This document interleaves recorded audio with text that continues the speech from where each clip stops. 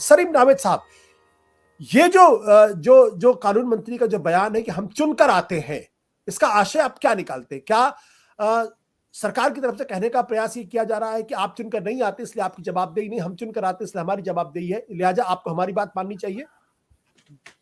कहना तो यही चाह रहे हैं, लेकिन देखिए इससे एक चीज बिट्रे होती है कि उन्हें पता नहीं कि संवैधानिक सिस्टम क्या है।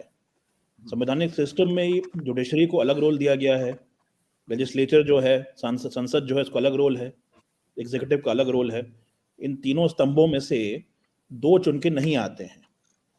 एक का रोल है कि आप हर 5 साल जाएं जनता के पास, कहें कि देखिए मैंने ये काम किया, ये मैं काम करूंगा, तो आप मुझे यहाँ पे आप मुझे सत्ता दीजिए, मुझे ये पोस्ट दीजिए, मुझे मौका दीजिए। बाकी जो दो स्तंभ हैं उनका काम ये है कि वो सिर्फ अपने दायरे में संविधान के अनुसार देश की जनता, देश का सिस्टम, उसको सुरक्षित रखें और उसको आगे बढ़ाएं। जो जितना भी आप क्रिटिसाइज कर लीजिए जुडिशरी ने इंडिपेंडेंट भारत की हिस्ट्री में वो किया है और करते आ रहे हैं। ये जो चार्ज लगाया जा रहा है, देखिए तो वो बात हो गई कि कोई पॉलिटिकल ओपोनेंट है उसके खिलाफ आप कह रहे हैं कि देखिए आप जनता की नहीं सुन रहे। जुडिशरी का काम है न्याय करना। न्याय, देखिए एक वजह होती है दुनिया भर में कि हम ये नहीं कहते कि कोई केस है तो उसको साहब देखिए मोहल्ले में 100 लोगों को बुलाइए और पूछ लीजिए उनसे कि क्या मन लोग कहते हैं कि अगर ये आदमी दोषी है तो उसको टांग दो, क्या मन कहते हैं कि निर्दोष है छोड़ दो।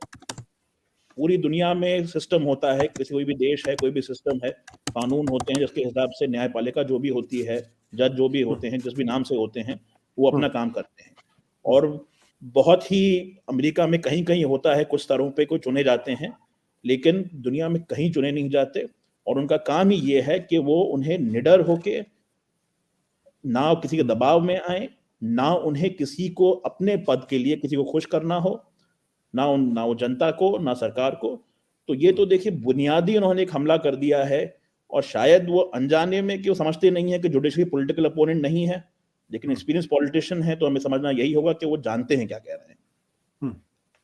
बट सलीम साहब, क्या जो सरकार की तरफ से जो बातें कही जा रही हैं, क्या उसके पीछे कोई लॉजिक है, कोई कारण है, कोई उद्देश्य है, कोई ऑब्जेक्टिव है? उद्देश्य तो बिल्कुल है। देखिए डिले पहले भी हुए होंगे जजेस के अपॉइंटमेंट में, लेकिन ये रोज बरोज का, देखिए हम लोग रोज कोर्ट जाते हैं, कोर्ट में देखिए जो बातें होती हैं जजेस के अपॉइंटमेंट बारे में, ये जो आजकल हो रहा है पिछले 2-3 साल से स्पेशली, वो पहले कभी नहीं हुआ। जजेस के नाम जा रहे हैं। चलिए पहले होता था कि 8 नाम गए, 2 वापस हो गए। अब तो 8 नाम गए, 2-3 साल वेट कर रहे हैं। उस आदमी ने अपना नाम भी विड्रॉ कर लिया उसने कि देखिए कम से कम मैं अपनी प्रैक्टिस ही कर लूं, मैं कब तक फंसा रहूंगा कि इस एक्सपेक्टेशन में कभी मेरा अपॉइंटमेंट आएगा। तो पूरा उद्देश्य है कि इन्हें चाहिए एक कमिटेड जुडिशरी, जो एक फ्रेज होगा जो पहले इंदिरा गांधी जी के नाम टाइम पे पॉपुलराइज हुआ था। कमिटेड जुडिशरी मतलब कि वो जज जो कि सरकार के एजेंडे को आगे बढ़ाए। अब यही पार्टी है बीजेपी जिसको एक्सपीरियंस था इमरजेंसी का। जेटली साहब, अडवाणी साहब, वाजपेयी साहब, सबने बेसिक स्ट्रक्चर की का जो जजमेंट था, जो एक आइडिया सुप्रीम कोर्ट ने एस्टैब्लिश किया है, सबने उसको सपोर्ट किया। सबने कहा कि इस बेसिक स्ट्रक्चर ने लोकतंत्र को बचाया है देश में। तो ये उद्देश्य तो इनका बिल्कुल ही क्लियर है। और दूसरी बात है कि ये बहुत ही खतरनाक भी है। बट इसमें एक चीज ये भी है कि क्या ब्रेकडाउन हो गया है सरकार और उनके बीच में, आपको ऐसा लगता है सलीम साहब? ब्रेकडाउन बिल्कुल नहीं हुआ है। देखिए ये लॉ मिनिस्टर जो हैं, उनको एक ब्रीफ दी गई है कि आप कहते रहिए सरकार से, सुप्रीम कोर्ट से, कि भाई आप जो कर रहे हैं ठीक नहीं है। कभी वो कहते हैं बेसिक स्ट्रक्चर के बारे में, कभी कहते हैं जब जैसे अपॉइंटमेंट के बारे में, कभी कहते हैं कि आपने आईबी की रिकमेंडेशन क्यों पब्लिसाइज कर दी। अरे कोई सीक्रेट तो है नहीं कुछ। वो आपने एक एडमिनिस्ट्रेटिव रीजन दिया आपने नहीं अपॉइंटमेंट का, सुप्रीम कोर्ट ने जवाब दे दिया कि नहीं वो रीजन जायज नहीं है। तो अब देखिए इसके अलावा आप क्या कह सकते हैं? बहुत बहुत ही ज्यादा क्लियर बात है। लॉ मिनिस्टर को एक ब्रीफ दिया गया है। लॉ मिनिस्टर खुद भी क्वालिफाइड वकील हैं कि भाई आप सुप्रीम कोर्ट के खिलाफ बोलिए, रोज बोलिए, प्रेशर बनाइए, लेकिन मुझे लगता नहीं सुप्रीम कोर्ट इस प्रेशर में आएगा।